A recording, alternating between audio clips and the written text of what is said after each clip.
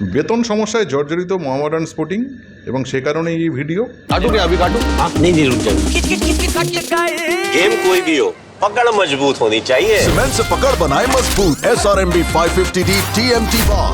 বেতন সমস্যায় জর্জরিত মোহামেডান স্পোর্টিং 1 তারিখ অর্থাৎ 1 মে একেবারে শ্রমিক দিবসের দিন তারা প্র্যাকটিস বয়কট করে, মাঠে নামেনি এবং তারপর খবর আসে তারা নাকি 5 তারিখ থেকে অনুশীলন করার কথা ছিল। 1 তারিখে নাকি ভুল হয়েছে, ওটা আসলে ভুল নয়, অনুশীলনের ডেট ছিল। মোহামেডান স্পোর্টিংয়ের কোচ মেরাজউদ্দিন ওয়াডু মাঠে থেকে অপেক্ষা করে চলে গেছিলেন। আর এদিন সেই 5 তারিখ। সেই 5 তারিখ কী হলো? 5 তারিখে মাঠে ফুটবলাররা এলেন এবং মিটিং করলেন কর্মকর্তাদের সঙ্গে, এবং কর্মকর্তাদের সঙ্গে মিটিং করার পর তারা মাঠে নামবেন কি নামবেন না এ বিষয়ে একটা সমস্যা চলছিল।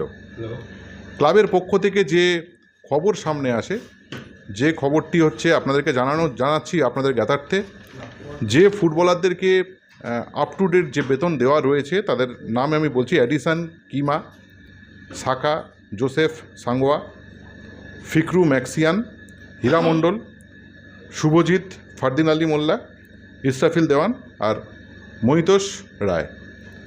এবং যে ফুটবলারদের 1 মাস করে বা কারো 2 মাস বাকি রয়েছে, অধিকাংশ ফুটবলের 1 মাস বাকি রয়েছে, অর্থাৎ মার্চ মাস পর্যন্ত বেতন দেওয়া রয়েছে, এপ্রিলটা বাকি রয়েছে, তারা হলেন জসিম অমরজিৎ সিং কিয়াম, আদিঙ্গা, রেমসাঙ্গা, জেরেমি, জো,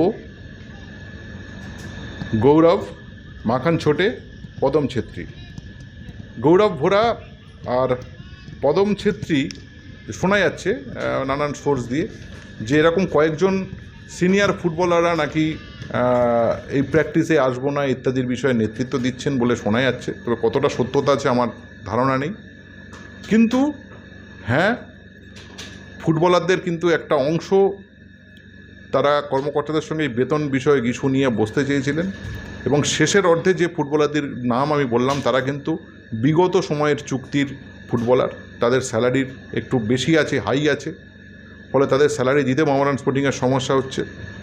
সমস্যা হওয়া উচিত কেন স্যালারি দিচ্ছে না এই প্রশ্ন আমি করছি না, তবে যেটা হচ্ছে আমি সেই প্রশ্ন আপনাদের সামনে তুলে ধরছি। এখন কথা হচ্ছে, যখন মোহামেডান স্পোর্টিংয়ের ফুটবলারদের সঙ্গে কর্মকর্তাদের মিটিং হচ্ছিল আজকে, তখন স্যালারির আপ টু ডেট হিসেবগুলো তাদের সামনে আসে, এবং সে আসার পর মোহামেডান স্পোর্টিংয়ের ফুটবলারদের যে পরের দিকে যারা অংশ, যাদের 1 মাস করে এখনও স্যালারি বাকি আছে, তারা বলছিলেন যে অফ টাইমটার যে 4-5 মাস যে সময়টাতে খেলা হয়নি, যেহেতু লিগটা শুরু হয়েছে জানুয়ারি থেকে, সেই সময়ের স্যালারিটা আমাদেরকে আগে পেমেন্ট দেওয়া হোক, অনেক দিন হয়ে গেল। যেহেতু এদের পুরনো চুক্তির সঙ্গে এরা এখনও বর্তমান রয়েছে, সেক্ষেত্রে ক্লাবের পক্ষ থেকে বলা হয় সেটা সিজনের পরে তোমাদের সঙ্গে বসে আমরা ঠিক করব, এবং এই জায়গাতে আপত্তি জানানো হয়। এবং সেই সময় যেহেতু খেলা ছিল না ইত্যাদি ইত্যাদি, অনেক শক্তিশালী দলও ISL-এ তারা স্যালারি কাটেল করেছে, যে বিষয়ে সামনে এসেছে। মোহামেডান স্পোর্টিং সেই বিষয়ে আলাপ আলোচনা করতে থাকে ফুটবলারদের সঙ্গে। ফুটবলাররা তখনও যখন অনড় থাকে, মোহামেডান স্পোর্টিংয়ের পক্ষ থেকে বলা হয় যে তোমরা যদি প্র্যাকটিসে না নামো তাহলে তোমাদের শোকজ করা হবে।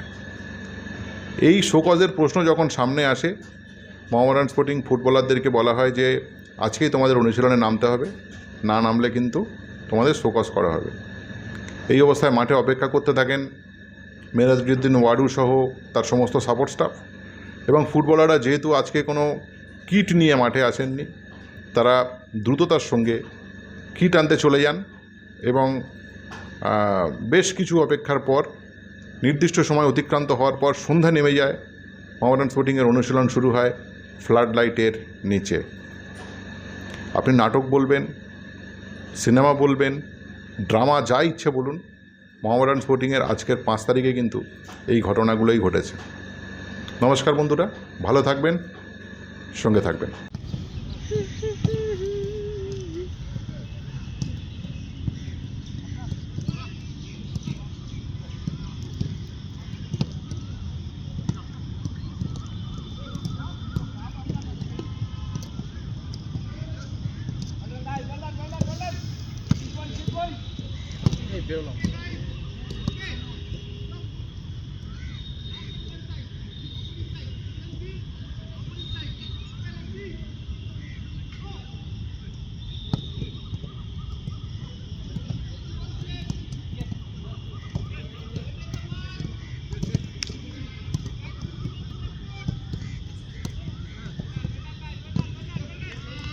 extra time.